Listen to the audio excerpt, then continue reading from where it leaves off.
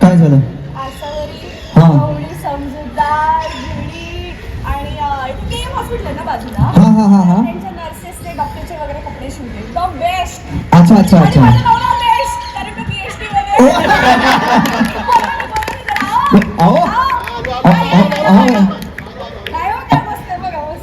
तुम्ही काय अख्खं कुटुंब बोलवताय इकडे? तो चालू मागापासून अहो BST आमची अहो आधी उशिरा गेलं तर चालायचं, आता लेट मार्क लागतो, लवकर आपण काय त्या दुसरी लेख आहे ना शहरी फटाका लालबाग बोलायची म्हणजे ना ती अशी एकदम शूर आहे बरं का. तुम्हाला सुद्धा एका फटक्यात खाली पडेल. फटक्यात असं गेलं तरी एकदम टॉप बॉय. अच्छा एकदम मस्त हुशार आहे आणि टायगर श्रॉफ सारखी एकदम. ऐकलं हो मला जायचंय का? यांनी म्हणजे ती चौथी वाली आहे ना ती मक्याचा चिवडा आणतीये.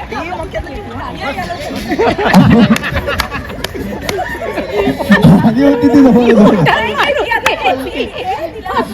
ऑर्डर आहे मीडिया वाटले ना ऑर्डर वाढली. हा अहो पण तुम्ही अख्खं कुटुंब घेऊन इथे कशाला आलात? आम्ही एकटे कुठं जातो का? आम्ही सगळे एकत्र जातो. स्वामींची कृपा. हो बरं. ह्या सगळ्यांचं कळलं. हे तुम्ही बेस्ट आहेत म्हणालात, यांचं काय तुम्ही? हो मी BST मध्ये कंडक्टर आहे. अच्छा बाबा BST मुंबईची लाईफलाईन आहे. हा पाऊस असू दे, ऊन असू दे, वारा असू दे, वा आमची BST कुठेही जाणार. वा किती छान. आणि हे असं तुमचं एक चौकोनी कुटुंब आहे, बरोबर आहे की नाही? वा 4 मुली आणि तुम्ही दोघं. हिरोईन. हा अच्छा हो.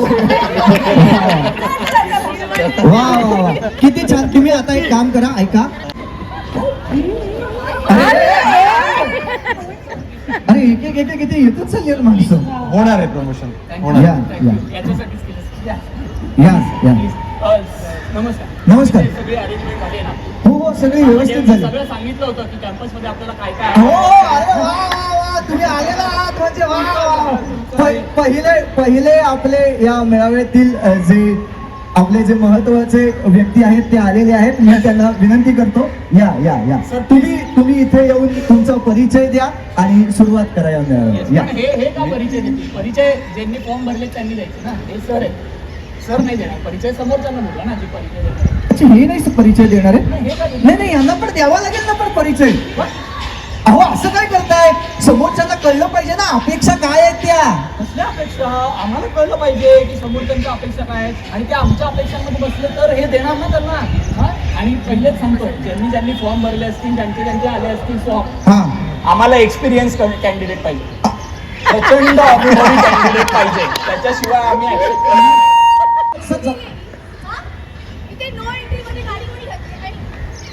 नो एंट्री मध्ये गाडी कोणी ठेवले? या इथे पार्क केले गाडी. हे यांची गाडी आली कसली? केवढा लेट झाला माहितीये मला. माझी बेबो आतमध्ये यायला जागा नाही. बेबो माझी स्कूटी. जाऊया. हो सर. नाही एक मिनिट. अहो असं काय करताय तुम्ही? ते गाडीमुळे सगळा घोळ घातला हे म्हणतात, असं कसं काय झालं? मला तर वाटतं की हा जरा शायनरच आहे आणि तुम्हाला वेळेची किंमत नाहीये लोकांच्या. बापरे. माझं किती महत्वाचं काम होतं माहितीये, लेट झालाय आम्हाला. अच्छा अहो माझं महत्वाचं काम होतं. तू इथे घेऊन आलास आणि तुझं कुठली गाडी? गाडी दिसत नाहीये तुला? दिसत नाहीये? तुम्हाला दिसत नाहीये इथे मी किती सामान घेऊन आले ते? काय सामान घेऊन आली? अहो माझी आई ते वडापाव घेऊन आली होती, त्यातला मक्याचा चिवडा राहिला होता, तो घेऊन आली मी. मक्याच्या चिवड्याबद्दल मला काय सांगते? सर आम्हाला पण एक वाढा ना वडापाव, भूक लागली सर थोडस. तुम्हाला ना सरळ बोलायचं एकतर. का सरळ बोल? आधी तू सरळ.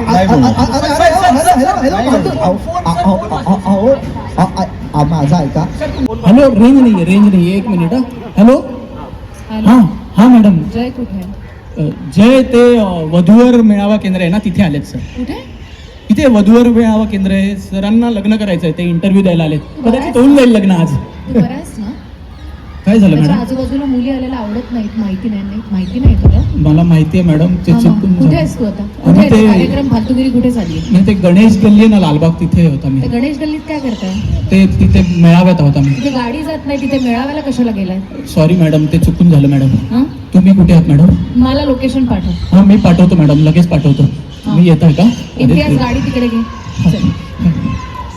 ते मॅडमला लोकेशन हवंय मॅडमला.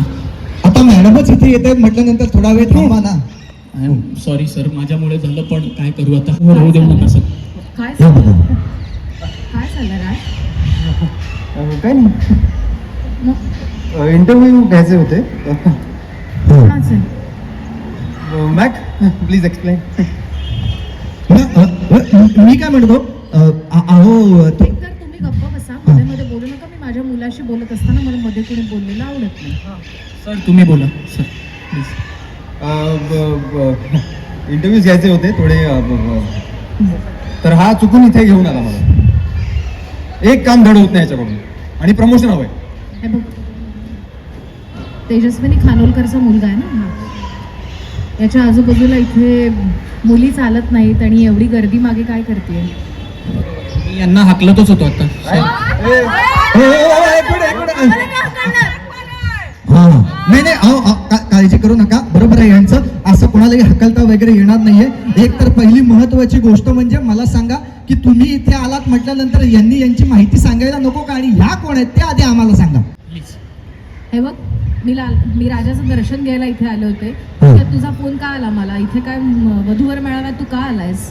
मी नाही आलो वधूवर अजय मेळाव्यात. खानोलकर माझा मुलगा आहे. हा. याच्या आजूबाजूला मुली असलेल्या, यालाही चालत नाही, मलाही चालत नाही.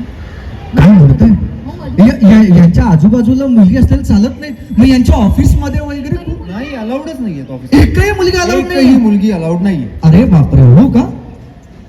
पण मग आज तुम्ही इथे वधूवर मेळाव्यात आलात आम्हाला. अहो पण मी तुम्हाला सांगतो, तुम्हाला आवडत नसतील भले मुली, पण तुम्ही इथे फक्त एकदा इंटरव्ह्यू द्या, तुम्ही तुमची माहिती सांगा, बघा कशा 101 मुली येतील आणि मग स्वतःहून तुम्ही मुलींना ठेवायला सुरुवात कराल. म्हणजे काय कामाला interview देऊ? सुद्धा आणि स्वतःच्या आयुष्यात सुद्धा. म्हणतायत तर देऊन टाका ना तू सर. दे. हा.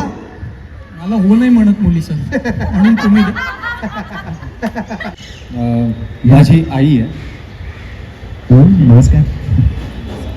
आणि यांनीच मला सांगितलं आहे, मला शिकवलंय हो. लहानपणापासून की हो. मुलींच्या सोबत वेळ वाया घालवू नकोस, हो. आयुष्य बर्बाद होईल. काय बोलताय काय तुम्ही? हो नाही नाही, बघा इथे किती छान मुली आल्यात. या या या बाजूला या, सोन्यासारख्या मुली इकडे या. आता ही मुलगी, हिरवा कोणतरी ड्रेस घातलेली मुलगी स्टेजवर आल्यावर काय झालं? पहिलं भांडण झालं. तिने काय वेळ वाया गेला की नाही? गेला. त्यापेक्षा तुम्ही त्या कॅम्पसमध्ये जाऊन इंटरव्ह्यूज घेतले असते, लोक फायनल गेली असती. पण it is just waste of time, isn't it? नाही अहो असं काय म्हणताय? अहो हे आमच्या लालबाग परळ मधलं कुटुंब आहे. दिग्दर्शक म्हणून त्यांच्या आजपर्यंत आपण अनेक मालिका पाहिलेल्या आहेत आणि त्या गाजलेल्या सुद्धा आहेत. कोणतीही मालिका अशी नाही की राजू सरांनी केली आणि त्याच्यानंतर ती गाजली नाही. असे राजू सर आपल्याला दिग्दर्शक म्हणून माहिती आहेत. पण या वेळेला ही मालिका मात्र डबल टिबल गाजणार आहे, कारण दिग्दर्शनाबरोबरच ते निर्माते म्हणून सुद्धा पदार्पण करतात. प्रत्येक गोष्टीचा मुहूर्त ठरलेला असतो, तसंच या गोष्टीचाही मुहूर्त ठरलेला होता. तुम्ही निर्माते म्हणून या मालिकेच्या माध्यमातून पदार्पण करतात. कसं वाटतंय सर आता? ह्या झीच्या वधूवर सूचक मंडळात आलो होतो आणि आता दुसरं लग्न होतंय त्यामुळे. म्हणजे पहिल्या बायकोने हट्ट केला म्हणून दुसरं लग्न केलंय. निर्माता म्हणून तीच जबाबदारी आहे जी लग्न करताना होती. घर सांभाळायचंय, मुलांना सुखी ठेवायचंय, तसंच निर्माता म्हणून अख्खं युनिट सांभाळायचंय, सगळ्यांना पाहिजे ते दिलं पाहिजे. सुद्धा मी तुझं नका बंद करा ते प्लीज. It's okay. का नाही घेणार का इंटरव्ह्यू? सगळ्यांनी थांबायचं इथे. अरे बापरे, मी ऐका मी काय तुम्हाला म्हणतोय, हे जे तुमचं गोड भांडण चालू आहे मगासपासून, बरोबर आहे की नाही? हे भांडण जे आहे ते आत्ता आपण तुर्तास थांबवूया. पण हे भांडण आपल्याला 16 मार्च मीच राहिले. मग आवाजाचं निमित्त असू दे किंवा लोभ असावासारखा एखादा कार्यक्रम असू दे. आणि मला असं वाटतं की झी सारखी वाहिनी ना आधी कधी होती आणि यापुढे ना कधी होईल. त्या झी साठी एकदा जोरदार टाळ्या.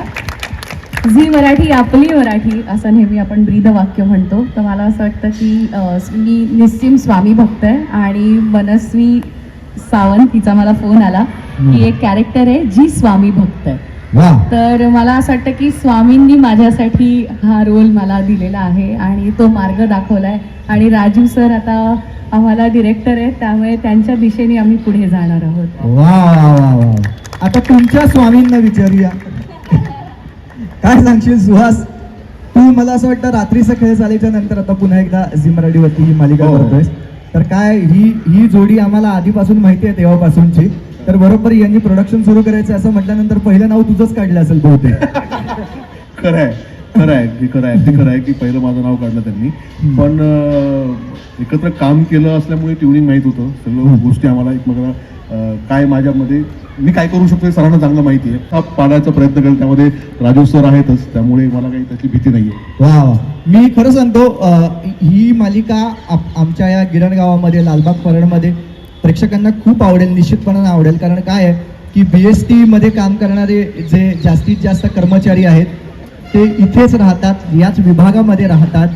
गृहउद्योग चालवणाऱ्या महिला या विभागामध्ये खूप जास्त आहेत, फार पूर्वीपासूनच्या आहेत. टप्प्यावर एक वेगळं चॅलेंज दिलेलं आहे, आनंद दिलेला आहे. मग ती वादळवाटमधली रमा चौधरी असो किंवा येऊ कशी तशी मी नांदायला मधली मालविका खानविलकर असो आणि आता असणारी तेजस्विनी खानोलकर असो.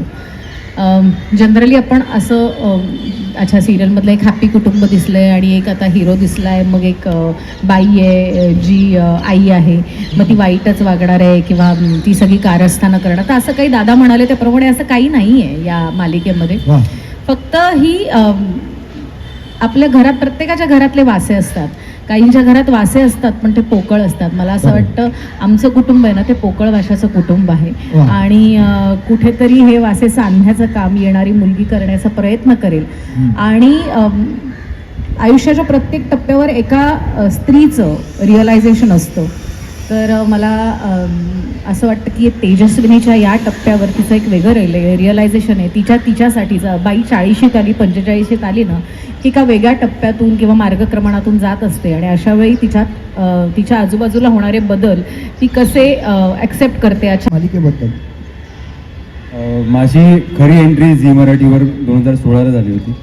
कारण मला जेव्हा सुरुवात करायची होती आणि माझं असं होतं की मी पहिलं काम करीन तर ते फक्त झी मराठीवर करीन, हे माझं तेव्हाही ठरलं होतं आणि तशा पद्धतीने झीने मला तेव्हाही सपोर्ट केला. त्या कामामुळे मला जो कॉन्फिडन्स मिळाला आणि मी असं म्हणेन की त्या कामामुळे लोकांचा माझ्यावर विश्वास बसला आणि लोकांचे मला मेसेजेस आले की पुढे सुद्धा काम अशाच पद्धतीचं करत राहा. आणि हा कॉन्फिडन्स हळूहळू बिल्ड करण्यामध्ये आय थिंक झी मराठीचं खूप मोठं योगदान आहे. आणि सगळ्यात आधी त्यासाठी झीचं खूप खूप थँक्यू. आणि पुन्हा एकदा मला असं खूप वर्षांनी आपण जेव्हा सगळं कॉलेज वगैरे संपून घरी येतो ना तशी फिलिंग येते की मी पुन्हा घरी आलो आहे आणि सगळे माझेच मित्र आहेत, सगळं माझाच परिवार आहे. पहिल्या मालिकेत काम करतोय. एक मालिका मी केली होती ज्याच्यात मी मध्ये जॉईन केलं होतं, पण झी मराठीवर माझं हे पहिलंच काम आहे आणि मला असं वाटतं की हे खूप स्पेशल आहे. आमच्या नाटकाला 3 वर्षापूर्वी जेव्हा झी नाट्यगौरव मिळाला होता तेव्हा पण मी हेच म्हटलं होतं की स्टेजवर जाताना ते जे म्युझिक लागतं हे लहानपणापासूनचं स्वप्न असतं जे आपण घरात बसून टीव्हीवर बघितलेलं असतं की हे म्युझिक वाजावं आणि मला स्टेजवर जाता यावं. सो सेम आज मला वाटतंय की ज्या सिरियल्स लहानपणापासून माझ्या, जसं आता ताई म्हणाली, मी ताईला लहानपणापासून वादळवाटमध्ये बघत होतो. मी आधी तिला लहानपणापासून टीव्हीवर बघत होतो. तर तसंच आदितीच्या लहानपणापासून. Yes yes. तर आज मला त्या चॅनलवर काम करायची संधी मिळाली आहे. So thanks to Zee Marathi, खूप खूप आभार. आणि सरांबरोबर काम करण्याची संधी कधीच सोडायची नव्हती. मी सरांना पहिल्या दिवशी सांगितलं होतं. तर तुम्ही सगळ्यांनी 28 तारखेला हजर राहायचं आहे. तुम्हाला प्रेमाचं हे आमंत्रण आहे. कुठे ते पुष्कर पमाचं वा राजू सर. तर पमाचं हे आमंत्रण आहे. 28 तारीख तुमच्या वहीमध्ये श्री स्वामी समर्थ असं लिहून ठेवा. कुठे काय कधी आम्ही तुम्हाला सांगूच. 28 मार्चला श्री स्वामी समर्थ असतो. साई चौघडे 16 मार्च पासून दररोज रात्री 8:30 वाजता आपल्या झी मराठीवर.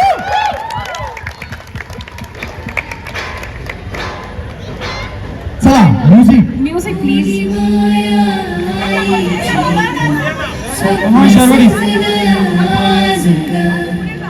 डोळे पाणी दाटलं ग, स्वप्न सजलं जय पण, जय पण.